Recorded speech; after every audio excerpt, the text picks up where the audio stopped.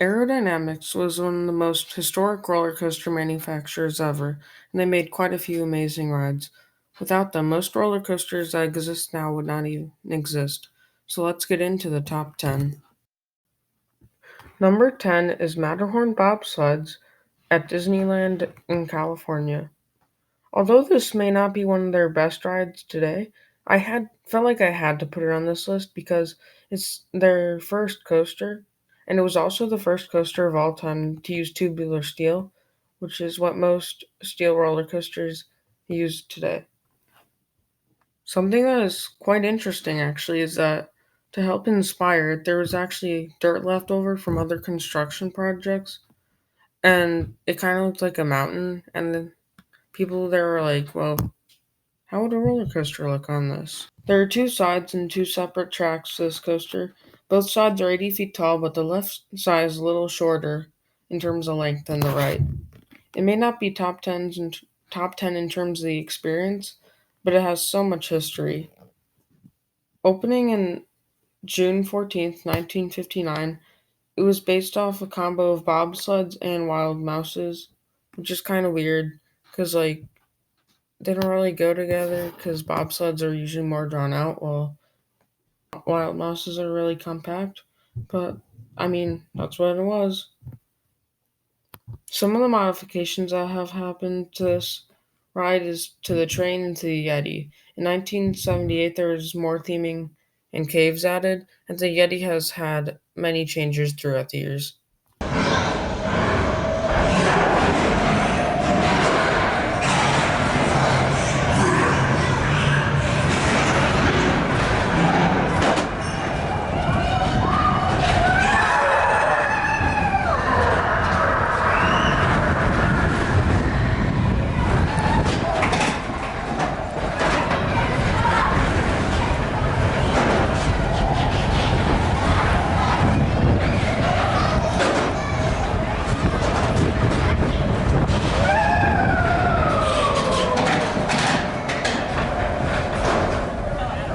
High five!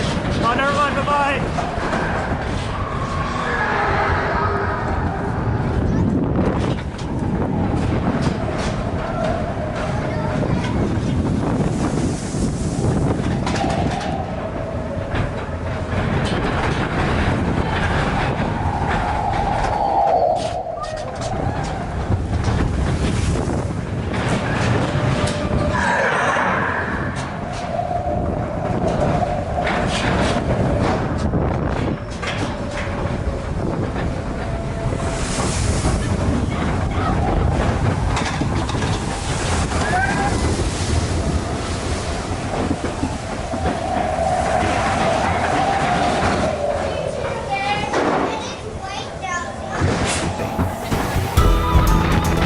Something that you guys should check out is that there's this great documentary on YouTube made by the American coaster enthusiasts called The Legacy of Aero, and you should check it out because it gives a lot of information about the history of aerodynamics.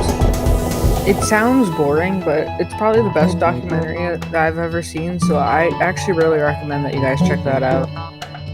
Number 9 is the big one at Blackpool Pleasure Beach.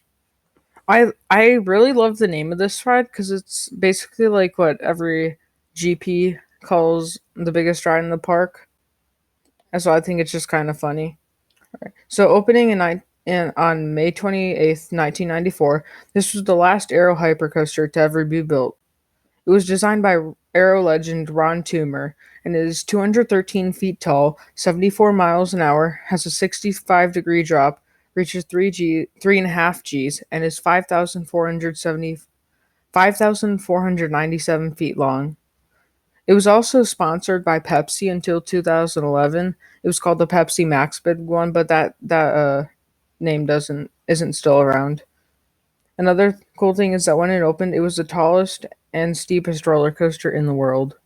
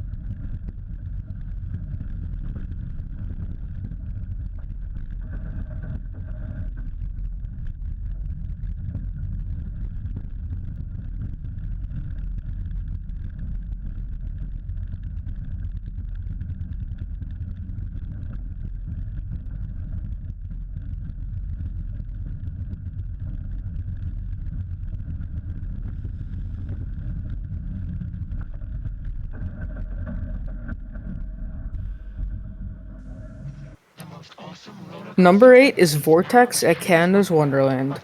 This ride opened in 1991 and is very similar to the Bat at Kings Island. They're almost interchangeable, but I just decided to put this one on the list because I've heard better things about this one. This ride uses its terrain very well as it goes around the mountain, and it actually has some really cool interactions with Yukon Striker. It has a pretty cool and intense layout too. The stats aren't much, but I it's a lot better than the stats make it sound. It's 91 feet tall, 55 miles an hour, and is 2,361 feet long.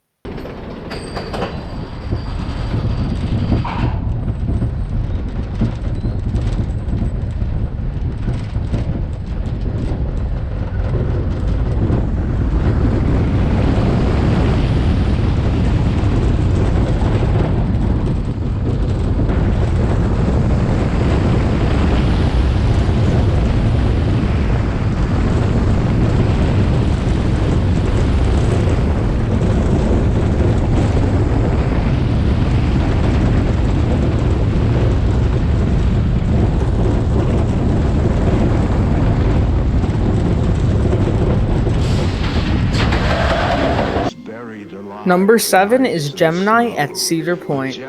This is probably the most underrated coaster that I've ever ridden, as I found it to be quite an amazing ride with some great airtime. When you get a good duel on this coaster, it almost feels like it could be top 5 at Cedar Point. So this is a racing coaster, obviously, and it features a red and blue side. Both sides are exactly identical, and I got to ride both of them. I didn't really find a difference in them. This coaster is 125.3 feet tall, 60 miles an hour, and has a 55-degree drop. It opened in 1978.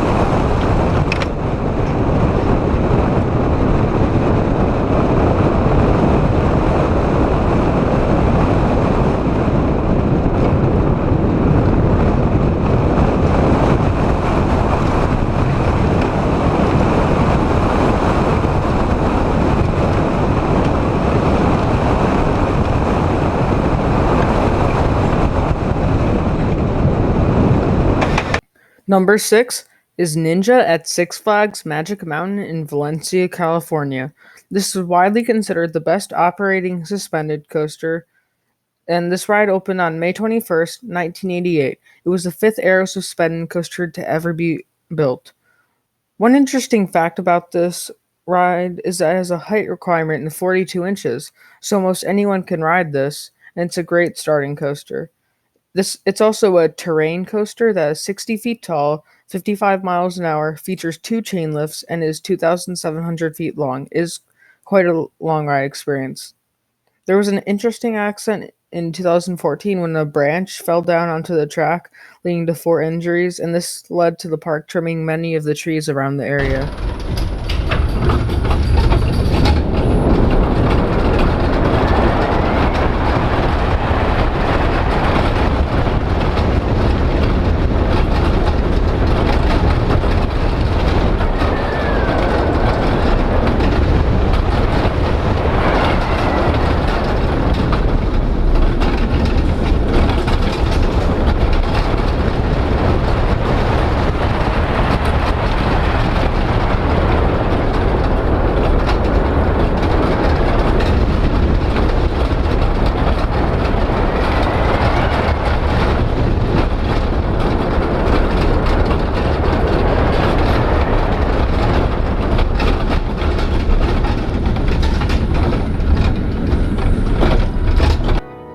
Number 5 is Loch Ness Monster at Busch Gardens, Williamsburg, in Williamsburg, Virginia. This is one of the most historic and groundbreaking coasters that Aero Development at the time made, and it is one of their custom looping models. It is the first it was the first coaster ever and the only remaining coaster that features two interlocking loops. And this is one of the reasons that is an ace coaster landmark. While some aero coasters have not aged well, this is one of the few that has aged great, and opening in 1978, it was designed by aero legend Ron Toomer. Some of the stats on this are that it's 130 feet tall, reaches a top speed of 60 miles an hour, has a drop measuring 55 degrees, features two inversions, and is 3,240 feet long. In 2018, to celebrate the ride's 40th anniversary, the ride got new trains by S&S Sansei and restored some of the old effects to give it that old classic feel that it used to have.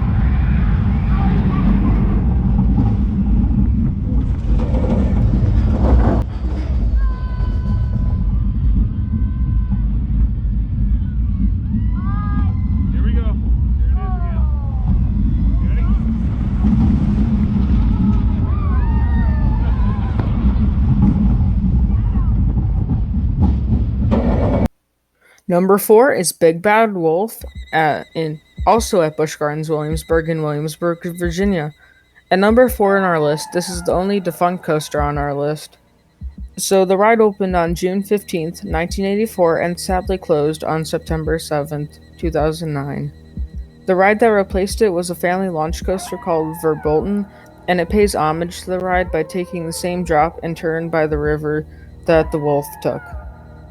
The reason that this ride closed was because of its insane maintenance costs, and it had reached the end of its service life. But this not really necessarily unfortunately, but this ride was loved by coaster enthusiasts because of its insane ride experience and just how overall great it was. It was 100 feet tall, reached a top speed of 48 miles an hour, and measured 2,800 feet in length.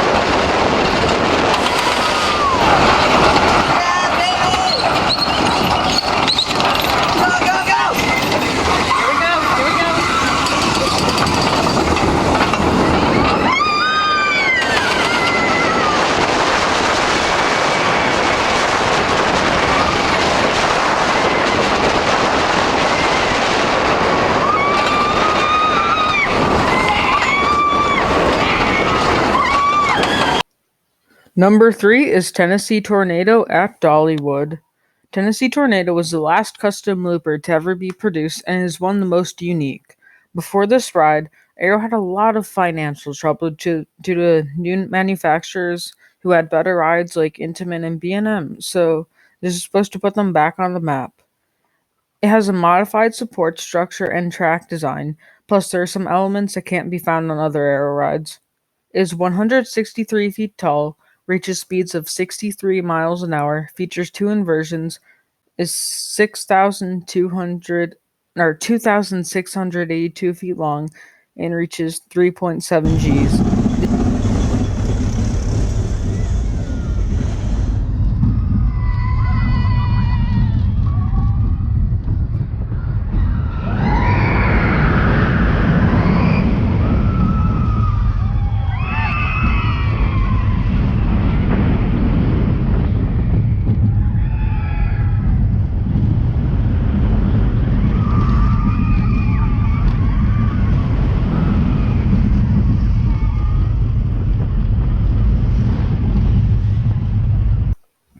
Number two is Magnum XL200 at Cedar Point in Sandusky, Ohio. This was the first hypercoaster to ever be built, and even today it is a sight to behold. While the first half of this ride is great, it's more well known for the second half when it goes through several bunny hills that give an insane amount of ejector airtime. It is a three-time Golden Ticket Award Best Steel Coaster winner and has aged tremendously. Something interesting is that there's an April Fool's joke a while back that said the ride was actually sinking and it would be relocated, but this was denounced by the park. And obviously it wasn't true because it's still open today. In 2019, for the ride's 30th anniversary, some of the ride's old effects that had back when it opened were preserved to give it more of that feel that it had before. The stats are 205 feet tall, 72 miles an hour, 5,106 feet long, and has an incredible capacity of 2,000 riders an hour.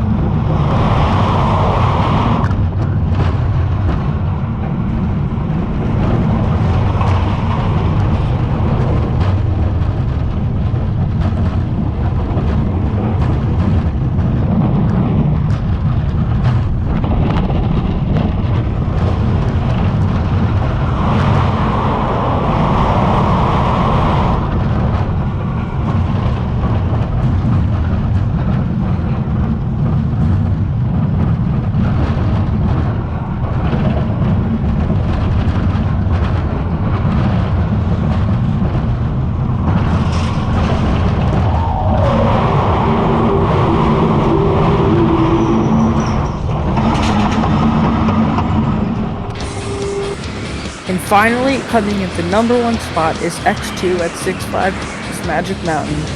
If you know roller coasters, you knew that this ride would be number one on the list. And coincidentally, it was the last ride to ever be produced by Aerodynamics. It was basically their downfall. So this was the first four-dimensional roller coaster to ever be built, and that basically means that the ride or the trains go upside down while the track doesn't, and it has a controlled spin where you flip to specific directions for different elements. It was one of the most expensive coasters ever, costing $46 million, and it made Arrow go bankrupt. When it opened, this ride was called X and had salmon colored track with yellow supports, but in 2008, some new effects were added and the ride was renamed to X2 and it was repainted red and gray. The ride is 215 feet tall, goes 76 miles an hour, reaches 4 Gs, has an 88.5-degree drop, and has numerous inversions.